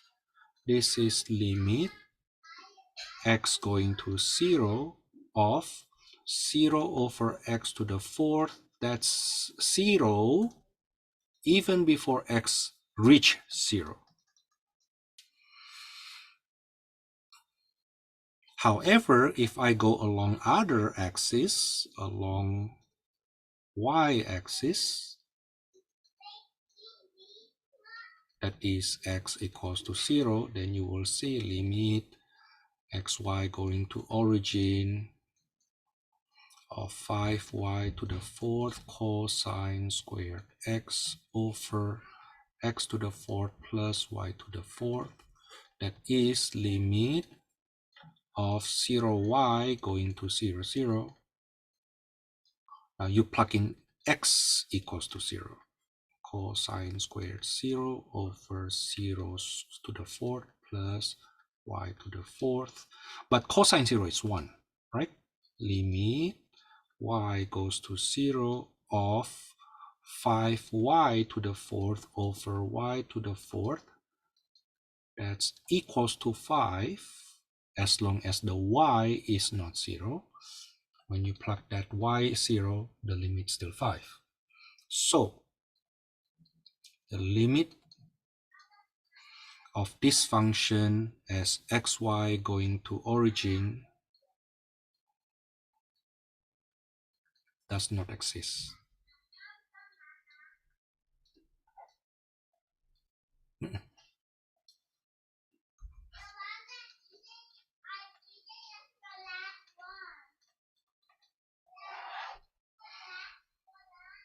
Okay.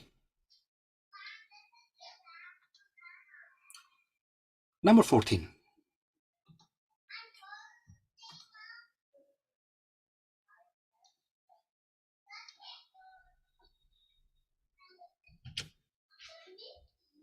Number 14. I think for this question here, we can factor it, right?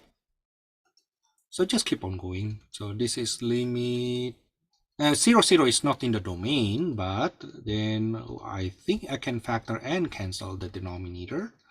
So this is x squared plus y squared, x squared minus y squared over x squared plus y squared.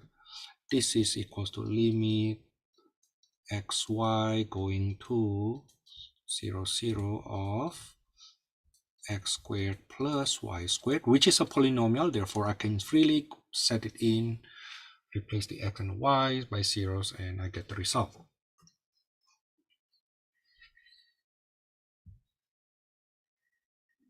How about number 16? Oh, I do a lot of problems here, huh? I do a lot of problems here.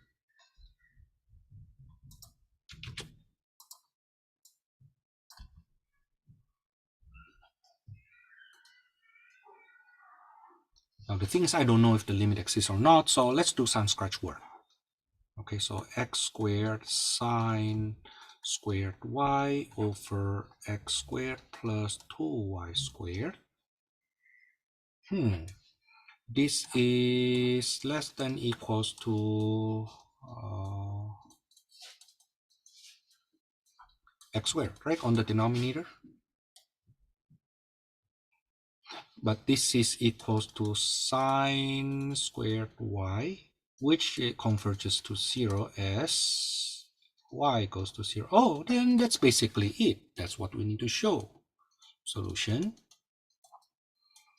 x squared sine squared y over x squared plus 2y squared is less than equals to x squared sine squared y over x squared, which is absolute of sine squared y, which is the same to sine squared y even without absolute, and this goes to 0 as y goes to 0.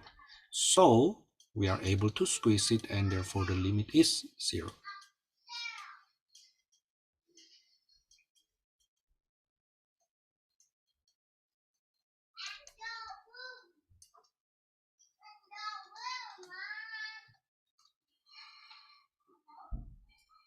Okay, now suppose I change that question though a little bit.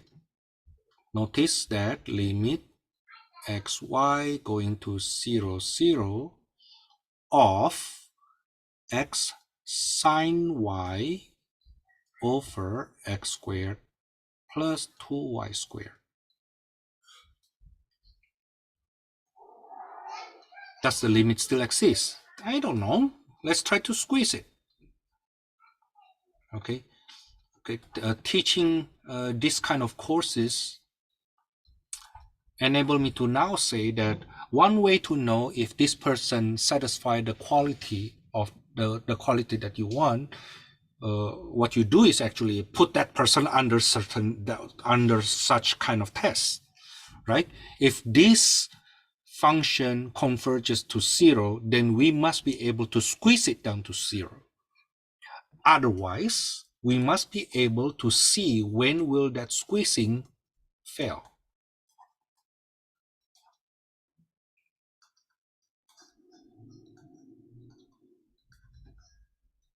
Now, this goes to 1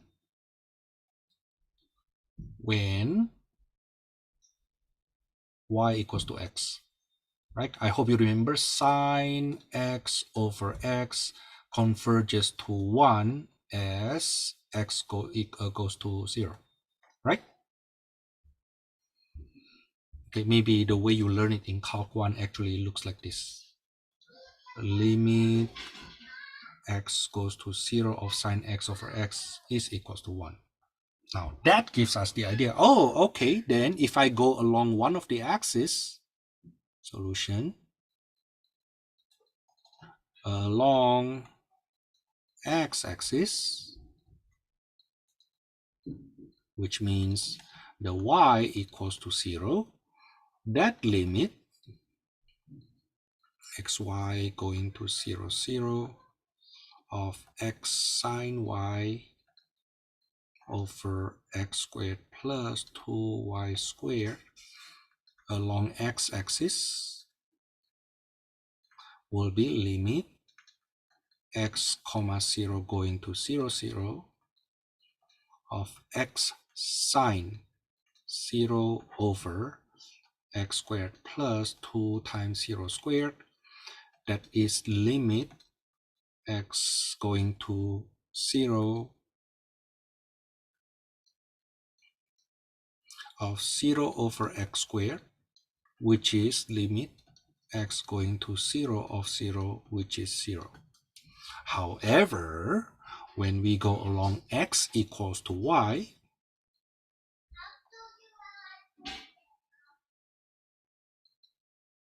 let's parameterize that as x comma y equals to t comma t. Okay, so limit xy going to 0, 0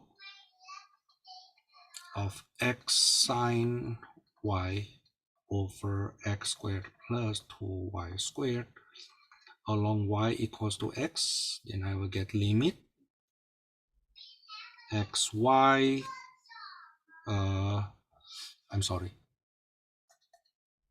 t comma t, so x and y both equals to t approaching 0, 0, that will be t sine t over t squared plus 2t squared. Limit t goes to 0 of t sine t over 3t squared. But this is limit t goes to 0 of sine t over 3t, which is 1/3. So the limit does not exist. The limit is xy going to 0, 0 of x sine y over x squared plus 2y squared does not exist.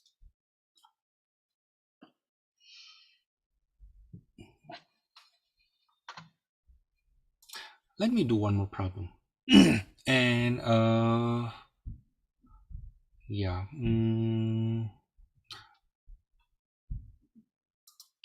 I will just do the scratch word for number 18. Let me do it here.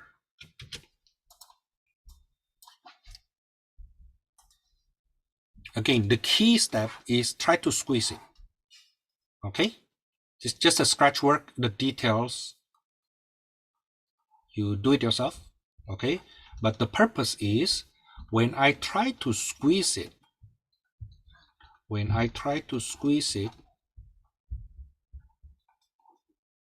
where will the squeezing fails?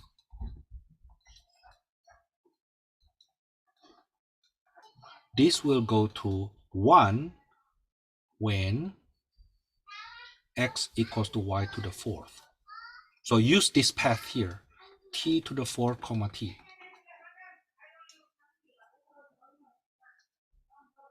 Okay. Now, of course, if you go along x-axis or along y-axis, the limit will be 0, right? Along x-axis, where the y is 0, the limit is 0. Limit is 0. But when you go along t to the 4th comma t, I'm sorry, this should be to the 8 here. Actually, even if it is to the 4th, then it was still the same.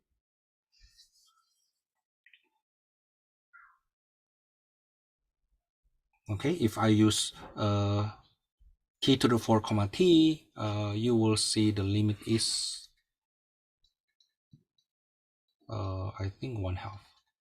But of course, you still need to show the work in details. Okay, not the scratch work,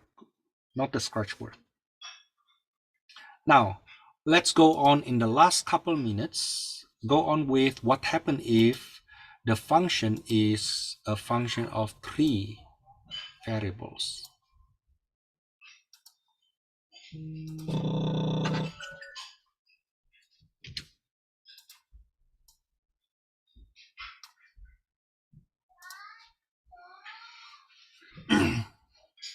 Suppose we go with a function of 3 variables. The idea is still the same though. You try to squeeze it. Okay, you try to do the work. Scratch work. Okay. YZ over x squared plus 4y squared plus 9c squared. This must be less than equals to yz over 4y squared plus 9c squared, right? Because x squared is at least 0. Therefore, if I divide by something smaller, you see this guy has extra x squared, which is a positive number or 0, right? Okay, then the quotient must be larger. Now, even this one, I can go further. I can say that yc is this is less than equals to absolute of yc over 4y squared, which is absolute of c over 4y. Okay, then you try y equals to z. You try y equals to c. You see, along x-axis, along y-axis, which means x equals to c equals to 0, the limit is 0. Right? You plug that in when z equals to 0. Okay. However, when you choose along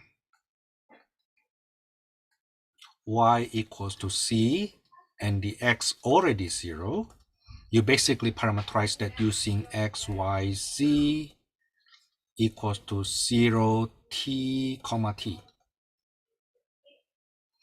Then you will see that t times t over 0 squared plus 4t squared plus 9t squared equals to t squared over 13t squared, which is 1 over 13.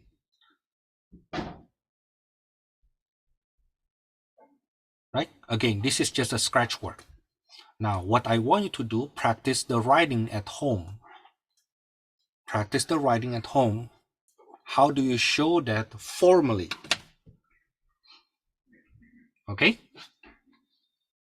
And like what I said before, this 14.2 is a lot richer, a lot more comprehensive than what we have in our book.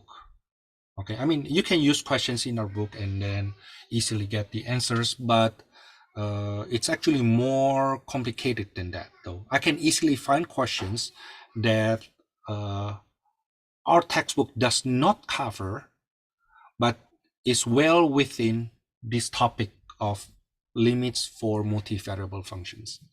Okay, but I will stop here. Please make sure you keep an eye on the supplemental exercise on this 14.2, where I plan to do more problems. In fact, I think I will get some questions from other textbook too. Okay, that's for today then.